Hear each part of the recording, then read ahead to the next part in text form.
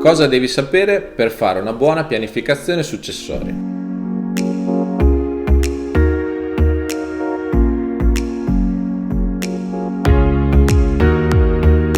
Innanzitutto, per fare una buona pianificazione successoria, devi capire qual è il contesto economico attuale, cioè quello che ci circonda. Siamo a marzo 2021 quando sto registrando questo video e il contesto economico è quello di una recessione molto profonda dovuta al Covid. Il debito pubblico italiano è praticamente esploso e invece dall'altra parte la ricchezza privata delle famiglie italiane ha raggiunto dei livelli molto elevati. Su questa ricchezza privata, appunto, si sono pronunciati diversi presidenti del Consiglio e il terrore del risparmiatore italiano è che ci si avvicini sempre di più a una possibile patrimoniale. Cosa molto difficile nell'epoca attuale è pensare che si preveda un prelievo forzoso come è stato praticamente all'inizio degli anni 90 sui conti correnti. Invece, sempre in termini di patrimonio, non si può escludere un inasprimento di quelle che sono le imposte di successione per i cittadini italiani.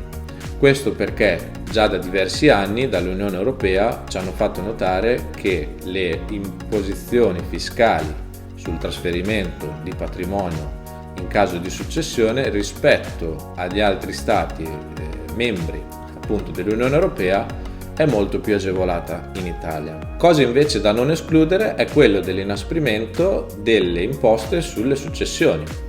Questo perché dall'Unione Europea è già diversi anni che ci fanno notare questo diverso trattamento rispetto alla maggior parte degli Stati membri con aliquote e franchigie molto agevolate nei confronti dei residenti in Italia. Tornando alle successioni, invece, devi sapere che l'ordinamento e l'insieme di leggi che va a normare appunto come vengono gestite le successioni sono all'interno del Codice Civile. Il Codice Civile è stato scritto nel 1942, quindi stiamo parlando circa di un'ottantina di anni fa, e puoi ben comprendere da solo che la situazione sia lavorativa ma anche familiare era molto diversa da quella attuale. Come già sai, rispetto al 1942 le famiglie sono profondamente cambiate. Una volta si parlava di famiglia patriarcale con appunto moglie, marito e diversi figli che aiutavano in casa e da molto giovani poi si risposavano e a loro volta avevano figli. Nello stato attuale invece delle cose le famiglie sono delle più disparate, sono delle più diverse.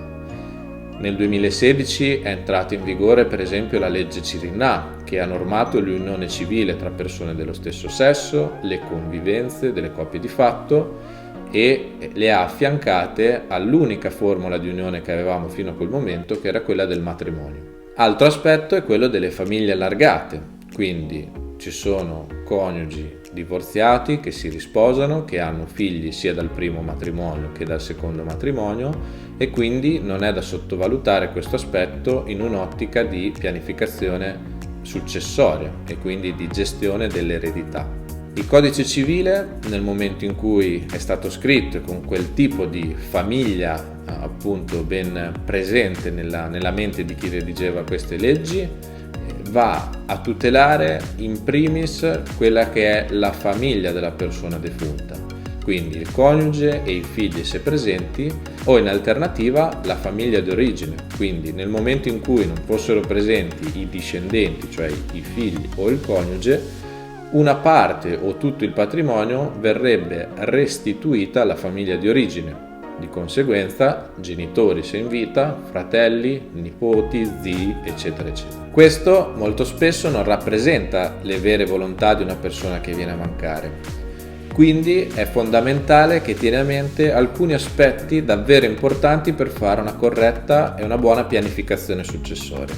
In primis, devi verificare e capire a quale tipologia di famiglia appartieni, quindi se sei single, se sei sposato, se sei all'interno di una coppia di fatto, un'unione civile, eccetera. Questo ti permetterà di capire chi sono i tuoi eredi e di conseguenza chi andrà al tuo patrimonio. Che cosa è oggetto di successione? Appunto il patrimonio. Il patrimonio è composto da tutti gli attivi, quindi il patrimonio finanziario, cioè i risparmi e gli investimenti che hai in banca, i contanti, i beni preziosi, gli immobili e anche le quote societarie. Questo al netto di eventuali debiti. Per esempio, hai acquistato una casa con mutuo, logicamente agli eredi si trasferiscono sia gli immobili, quindi la parte attiva del patrimonio, che anche il mutuo nel momento in cui accettano l'eredità. Altro aspetto fondamentale è quello di non dare per scontato che la normativa sulle successioni pensi esattamente quello che tu stai pensando dentro la tua testa, e quindi che quello che ti sei immaginato succeda un domani nel momento in cui non ci sarai più avvenga automaticamente per legge. L'unico modo per far sì che le tue volontà vengano rispettate è quello di metterlo nero su bianco. Fai attenzione anche agli immobili e ai beni registrati. Questo perché, se è vero che rispetteranno le quote di successione legate alla legittima oppure a quello che tu indichi nel testamento, è importante anche far sì che il bene trasferito agli eredi, parliamo di un appartamento, in questo caso per esempio un immobile, venga trasferito in maniera fruibile, il che vuol dire che se viene trasferito un appartamento a 7 intestatari diversi, sarà difficile un domani mettere d'accordo tutti su cosa fare di quell'immobile. Ultimo punto è quello dell'ottimizzazione fiscale. Se per molti il risparmio fiscale è una leva molto forte per farli ragionare sulla pianificazione successoria, quello che ti dico è sì, il risparmio fiscale è importante, ma non può essere l'unica cosa che conta. Gli altri argomenti che ho toccato prima, quindi sulla fruibilità dei beni immobili o registrati, sull'ottimizzazione e la gestione del patrimonio da parte degli eredi e identificare a chi vuoi veramente lasciare i tuoi averi, sono molto più importanti di un mero risparmio fiscale. Io ti ringrazio per l'attenzione. Se hai delle domande da farmi puoi scriverle qui sotto nei commenti e proverò a risponderti. In alternativa ti aspetto al prossimo video. A presto!